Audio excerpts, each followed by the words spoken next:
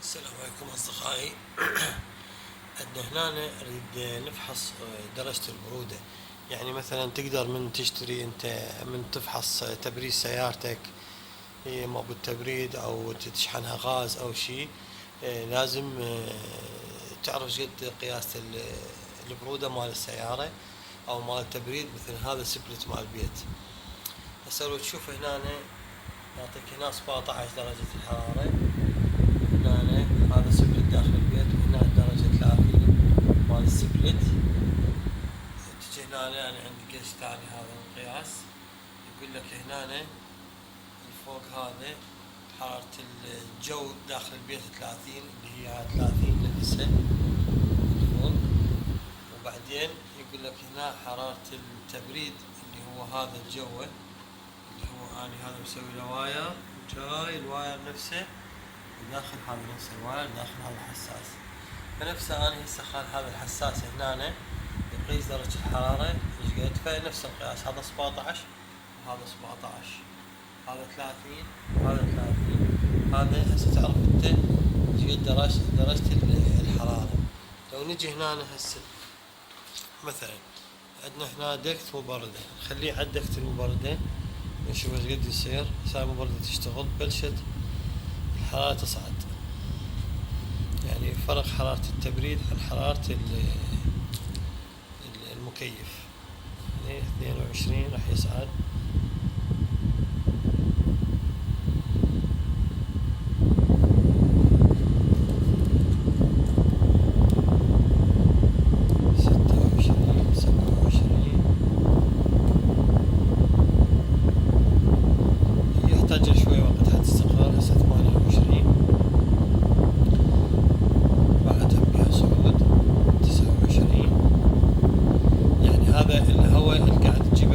من خارج البيت.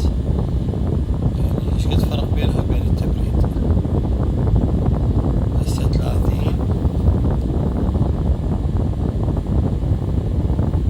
صارت. وقلنا هذا تستفاد منه وين؟ لما تفحص سيارتك، مثلا عندك واحد من عنده وتروح للتبريد يشحن لك غاز، يعني هو راح يقول لك ها كافي تعبى غاز السيارة، صار تبريدك اوكي. فهذا الحكي ما يفيد.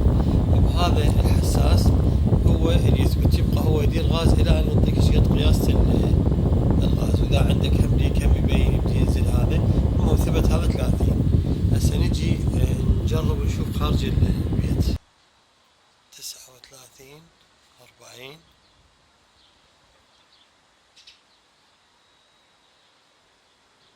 المهم هاي خارج البيت درجة الحرارة، هو يقيس لك كل شيء داخل البيت او خارج. هسه احنا الخارج تبريد السيارة. هسه لما نقيس درجة الحرارة هسه مال تبريد السيارة، يعني قاعد ينطي 13 وصل 12. ابرد من السبلت. احنا قلنا بالمناسبة يعني تبريد الهوندا كلش قوي، يعني بالنسبة لي جناية هوندا وصل دعم.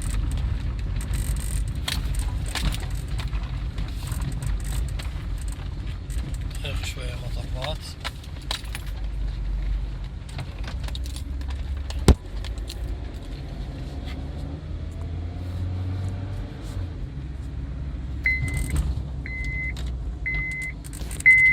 وصل 9.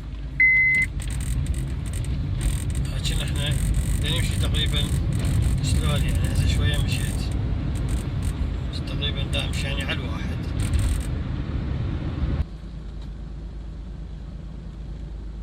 هسه هذا خارج السيارة.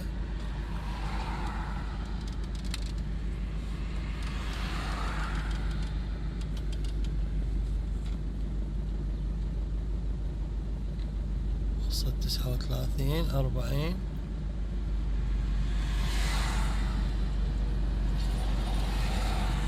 41. يعني المهم هذا بصعود، هذا تقدر تفحص به درجة التبريد مال السيارة.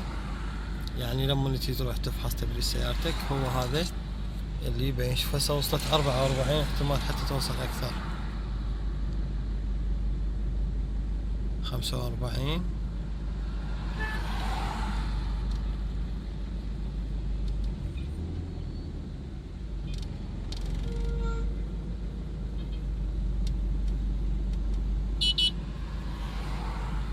هسه 45 46 صعدت، احتمال يصعد بعد أكثر. المهم فهاي كل طريقة الفحص. هذا الحساس مال الحرارة، تقدر تفحص به البيت أو تفحص به إذا منقص عندك استبرد غاز أو تبريد السيارة. تحياتي.